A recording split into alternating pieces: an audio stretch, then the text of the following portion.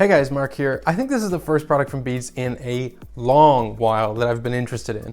Usually Beats products are a lot of show and a lot of bass and not much of anything else. This one, however, is interesting. When you first unbox these earphones, they'll be inside their black charging case. The case itself is an internal battery, so anytime your earphones are inside their case, they will be recharging, provided the case's own internal battery is not dead. The case has magnets to draw the pins located on the outside of each earbud into the appropriate place, so it's fairly straightforward to get them back onto their charging port. To make things simple, all you need to remember is that they go bud first into the dock. The left one goes on the left side, the right bud goes on the right side. It's not quite as simple as something like the AirPods, but no big deal. If your case runs out of battery, it has a port in the back for a lightning connector, which is included in the box. If you didn't know that Beats was owned by Apple before now, well, now you know. Side note, I really wish Apple included these black lightning cables in the box of the iPhones, even just the black iPhones, because they look much sharper than the white ones in my opinion. A lot of people complain about the size of this case, and it's easy to see why.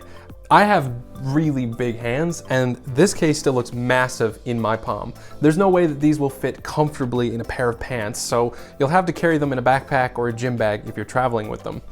I get it, they had to make room for the ear hooks, but yeah, this case, just too bulky. The Powerbeats Pro earphones can pair to both iOS and Android products as well as Windows 10 PCs, although the process is easiest on iOS. Go figure. There's also a few features missing on the Android side of things, which we'll get to a bit later. To pair the earphones to an iPhone, all you need to do is unlock your phone, open the Powerbeats case, and hit connect. On an Android, you have to open the case, then go into your Bluetooth devices and pair it. If you don't see them there, hit the little pairing button on the inside of the case and they should show up.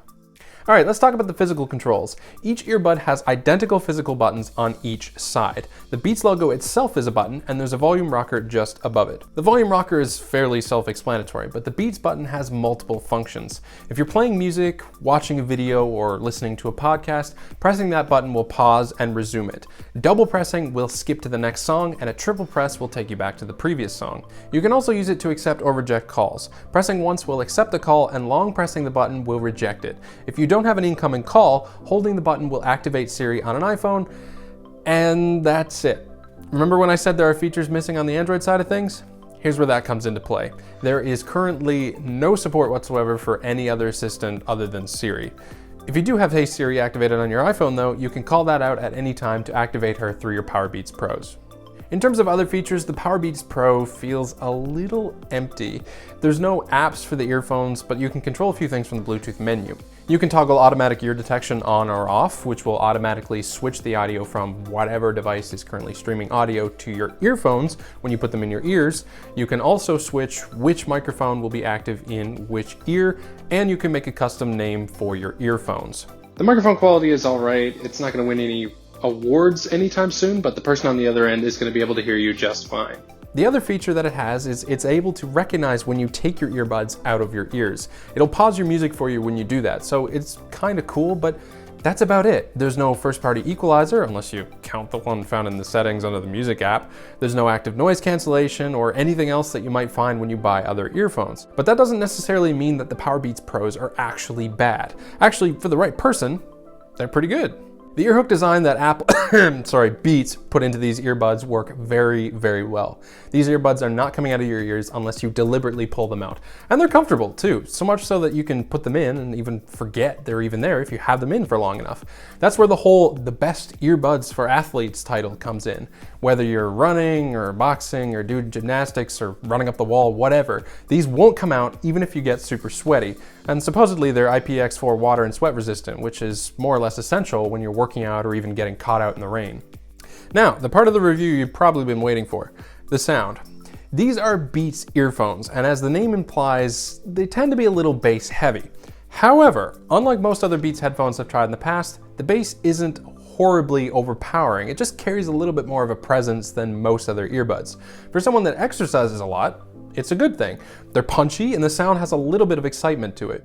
Dialogue from a TV show or movie also sounds decent, and the extra bit of bass doesn't actually bother me in either of those. The only thing that does bother me is the volume. While the max volume of the Powerbeats Pros is decently loud and can be a little overpowering if you're just sitting in a quiet room, the same can't be said if you're running on a loud treadmill or you're exercising in a loud gym. In my experience, music volume got just loud enough to block out the noise of my treadmill, but there were times I wish I could have just gotten it just a little bit louder. As I've said before, the earphones don't have any sort of active noise cancellation, so you'll be relying on the seal the earbud makes over your ear canal to provide you with a little bit of passive cancellation. Not exactly ideal, especially given the fact that the newly released Sony WF-1000XM3 earphones give you that active cancellation for a cheaper price. Battery life is a solid pro though. Beats claim a 9-hour battery life with mixed usage, which can be extended up to 24 hours by using the charging case. Even better than that, but the charging case gives the earbuds an hour and a half of playback for just 5 minutes of charging time, so they charge incredibly fast. If you find yourself suddenly with dead earphones, it's not too big of an inconvenience to throw your Beats into the charging case for a few minutes before your workout.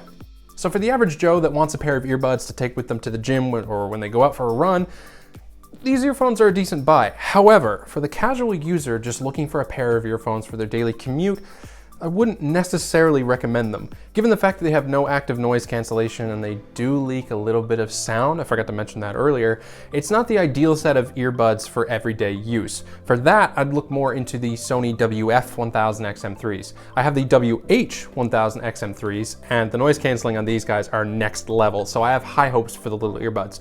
Do not disappoint me, Sony. But that's about it, guys. What do you guys think of the Powerbeats Pros? Have Beats finally made a decent pair of earphones, or are these just another pair of overpriced Apple earbuds? Let me know in a comment down below. If you like this video, hit that like button and subscribe to support my content. And as always, have a great day.